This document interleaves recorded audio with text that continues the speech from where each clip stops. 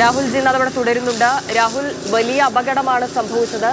ഈ അപകടം നടക്കുന്ന സമയത്ത് ഇതവിടുത്തെ മത്സ്യബന്ധന തൊഴിലാളികളുടെ വള്ളമല്ല, തിരുവനന്തപുരത്ത് നിന്നുള്ളവരുടെ വള്ളമാണ്. അതുകൊണ്ട് തന്നെ ആളുകൾ ഉണ്ടായിരുന്നില്ല, ആളപായമില്ല എന്നുള്ളതാണ് ഏറ്റവും ആശ്വാസകരമായ കാര്യം.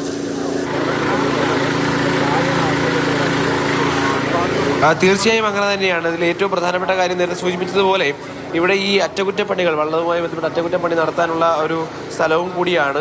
അതുകൊണ്ട് അത്തരത്തിലെത്തിയതാകാം. അതുകൊണ്ട് ഈ തൊഴിലാളികൾ ഈ വള്ളത്തിൽ തുടരുന്നില്ല. കാരണം ഏറ്റവും പ്രധാനമായി ഈ മത്സ്യബന്ധനത്തിന് പോകുന്ന ആളുകൾ പോകാനുള്ള ഘട്ടവുമായിരുന്നില്ല. അതുകൊണ്ട് ഈ പറയുന്നത് പോലെ അവരാരും ഈ വെള്ളത്തിൽ തുടർന്നിരുന്നില്ല എന്നുള്ളത് തന്നെയാണ് ഏറ്റവും പ്രധാനം. നമുക്ക് ദൃശ്യങ്ങൾ കാണാം. ഇപ്പോൾ ഏറ്റവും തൊട്ടടുത്ത്, അതായത് നമുക്ക് ഈ കരയ്ക്ക് തൊട്ടടുത്തുള്ള ബോട്ടുകളിൽ നിന്ന് തീ പൂർണ്ണമായി നിയന്ത്രണ വിധേയമാക്കാൻ ഇവർ കഴിയുന്നുണ്ട്. അപ്പോഴും വലിയ മർദ്ദത്തിൽ തൊട്ടിപ്പുറത്തുള്ള ദൂരെയുള്ള വള്ളങ്ങളിലേക്ക് ഈ വെള്ളം എത്തിക്കുക എന്നുള്ളത് നേരത്തെ നമ്മൾ സൂചിപ്പിച്ചതുപോലെ വലിയ ശ്രമകരമായ, വലിയ പ്രയാസമുള്ള ദൗത്യമാണ്. കാരണം തൊട്ടിപ്പുറത്തേക്ക് ഈ നങ്കൂരം അഴിച്ചു വിട്ട ഘട്ടത്തിൽ തൊട്ടിപ്പുറത്തേക്ക് എത്തുന്ന തരത്തിലേക്കുള്ള കാര്യങ്ങൾ ചെയ്യാൻ കഴിഞ്ഞിരുന്നില്ല.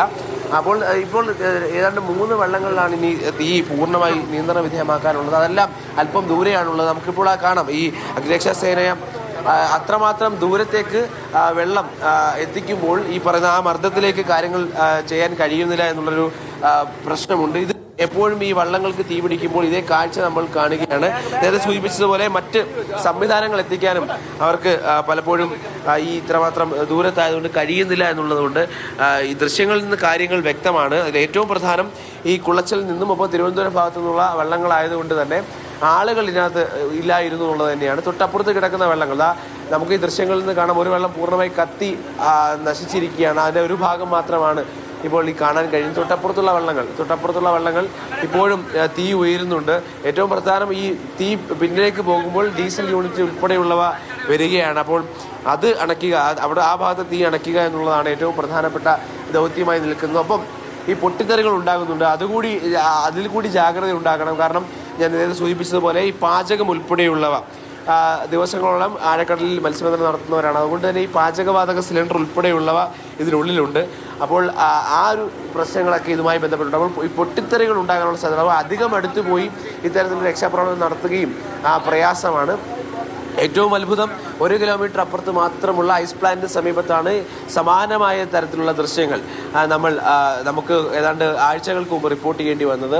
അന്നും ഇതുമായി ബന്ധപ്പെട്ട ജാഗ്രതാ നിർദ്ദേശം നൽകിയതാണ്. ഈ അപകടം ഉണ്ടായത് അത് പാചകവുമായി ബന്ധപ്പെട്ട് തന്നെയാണെന്ന് പറയുന്നു. ഇപ്പോൾ ആഴ്ചകൾക്കിപ്പുറം തൊട്ടിപ്പുറത്ത് 1 കിലോമീറ്റർ ഇപ്പുറത്ത് നിന്ന് നമുക്ക് മറ്റൊരു അപകടം റിപ്പോർട്ട് ചെയ്യേണ്ട ഒരു അവസ്ഥയാണുള്ളത്.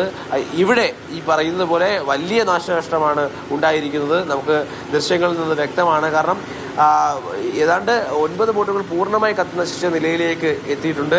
ഇത് നോക്കാം, നമുക്ക് കര തൊട്ടടുത്ത് തന്നെയാണ് ഈ പ്രദേശമുള്ളത്, ഈ കരയുടെ ഭാഗമുള്ളത്. ആ ഭാഗത്ത് കെട്ടിയിട്ടിരുന്നതാണ്. അത് വീടുകൾക്ക് തൊട്ടടുത്ത ഭാഗമാണ്. അവർക്ക് ആ ഘട്ടത്തിൽ നിലവിളിക്കുകയായിരുന്നു എന്നിപ്പോൾ നമ്മോട് സംസാരിച്ച പ്രദേശവാസി പറഞ്ഞിരുന്നു. അപ്പോൾ ആ നിലവിളികൾ ഉയർന്നപ്പോഴാണ് ഈ പലരും രാവിലെ ഉറക്കമെഴുന്നേറ്റ് ഈ ഭാഗത്ത്, അതായത് ഈ കരയുടെ ഭാഗത്ത് കെട്ടിയിരുന്ന ഈ ബോട്ടുകൾ തള്ളി പുറത്തേക്ക് ഇടുന്ന തരത്തിലേക്ക് കാര്യങ്ങൾ ചെയ്തത്. എന്തായാലും വലിയ അപകടം ഒഴിവാക്കാൻ ആ ഒരു ഇടപെടൽ സാധിച്ചു എന്നുള്ളത് തന്നെയാണ്.